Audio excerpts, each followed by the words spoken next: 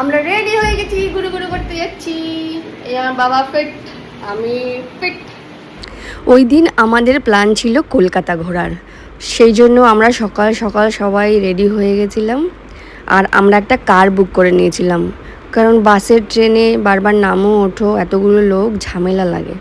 ওই জন্য কার বুক করে নিয়েছিলাম। আর বাইরে গরমও খুব, ভাবলাম এসির মধ্যে আরামে আরামে ঘুরবো। ওই দিন কিন্তু বেশ গরম ছিল সকালের দিকটা, আর বৃষ্টির সম্ভাবনাও ছিল। তো আমরা বেরিয়ে পড়লাম, আর রাস্তা থেকে আমরা পাপিয়াকেও তুলে নিলাম।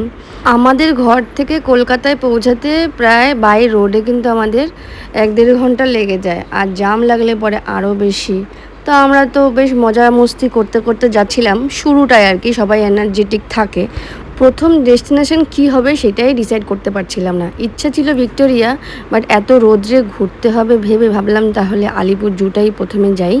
আলিপুর জু ভিক্টোরিয়া সব কাছাকাছি, তো আমরা প্রথমে আলিপুর জুতে আসলাম, কারণ এখানে একটু গাছপালা ছায়া ছায়ায় ঘুরবো, অতটা কষ্ট হবে না রোদ্রে।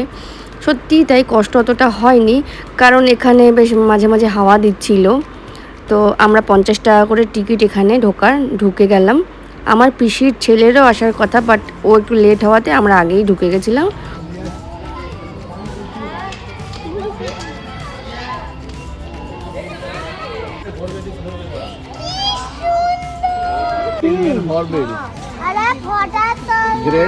এই তো তুলছে মা, তুলছো? হ্যাঁ হয়ে গেছে তোর দেওয়া, ঠিক আছে বুকটা বন্ধ কর। গুগলে সার্চ করে নিয়েছিলাম, দেখলাম সোমবার বেশ কিছু জায়গা বন্ধ থাকে, ওই হিসাবে আমরা মঙ্গলবারটা বেরিয়েছিলাম, তো বেশ ফাঁকাই ছিল।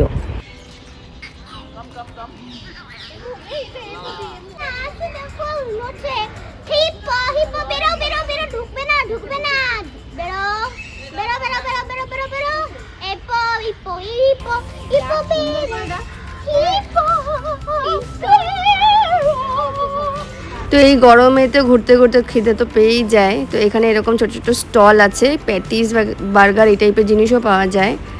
তো আমরা সেখান থেকে কিছু খেলাম, খেয়ে আবার চলতে লাগলাম। তখনও পর্যন্ত আমার শুনটু এসে পৌঁছায়নি। গরমে সবাই ক্লান্ত।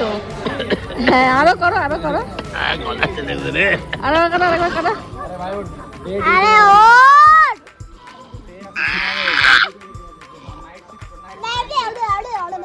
গরম তো শুধু মানুষদের লাগে না, জানোয়ারদেরও লাগে। তো কেউ তো গুহার ভেতর থেকে বেরোতেই চাইছিল না, মনে হচ্ছিল যেন ডেকে ডেকে বের করছি সবাইকে জোর করে করে। তো ভালোই লাগছিল ঘুরতে, আর সবাই মিলে এক জায়গায় কোথাও যদি যাওয়া হয় তো বেশ ভালোই লাগে। তো এতটা আস্তে আস্তে তারপর আমার শুনটু চলে আসলো, ও বেচারাও ভীষণ কষ্ট করে এসছে।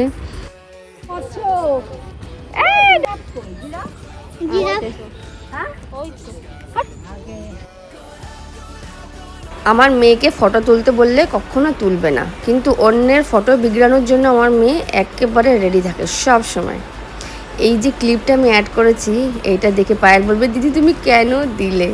আচ্ছা কেন দেবো না বলো তো, এই জিনিসগুলোই তো থেকে যাবে না, এই মজা মস্তিগুলো আমরা কখন কি করলাম, ভিডিওগুলো ছাড়ার উদ্দেশ্যই তো তাই, সব স্মৃতিগুলো থেকে যাক।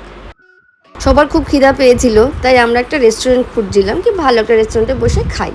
তো রেস্টুরেন্ট খুঁজতে খুঁজতে বৃষ্টি নেমে গেল, প্রচণ্ড বৃষ্টি, গাছ ভেঙে পড়ছে, গাড়ি দাঁড়িয়ে যাচ্ছে, আর সামনে কিচ্ছু দেখা যাচ্ছে না। ভয়ে আমি সেই ক্লিপগুলো নিতেই ভুলে গেছি।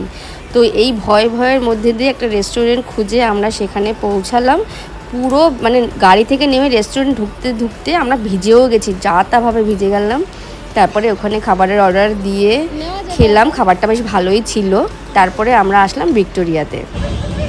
অনেক ঝড় ঝাপটা সামলে আমরা ভিক্টোরিয়ায় পৌঁছে গেছি। পাক স্নান করে চুল শুকিয়ে, জামা কাপড় শুকিয়ে আবার আমরা চলে এসেছি। আমরা ভিক্টোরিয়াতে এসেই ছাড়লাম। এইটুকু একটা কাঁধের ওপর এত বড় একটা মাথা, এইটা কিন্তু খুব মর্মান্তিক দৃশ্য ছিল, তাই ধরে রাখলাম। আমরা কিন্তু ভিক্টোরিয়ায় ঢুকতে পারিনি জানো তো, 6টা টাইমিং দেখাচ্ছিল, বাট ভিক্টোরিয়া কিন্তু 5টায় বন্ধ করে দেয় টিকিট দেওয়া। তো যারাই যাবে 5টার মধ্যে যেও। তারপরে আমরা ওখান থেকে বেরিয়ে চলে আসলাম ইকো পার্কে, কারণ ইকো পার্কটাই লেট পর্যন্ত খোলা থাকে, বাকি তো সব বন্ধ হয়ে গেছিলো। আমরা খুব বেশি ঘুরতে পারিনি, বৃষ্টির জন্য পুরোই আটকে গেছিলাম। আর সত্যি আজকে দেখলাম কলকাতায় একটু বৃষ্টি হলেই হাঁটু পর্যন্ত জল হয়ে যায়, প্রচণ্ড জল, প্রচণ্ড মানে জ্যাম, যা তা অবস্থা।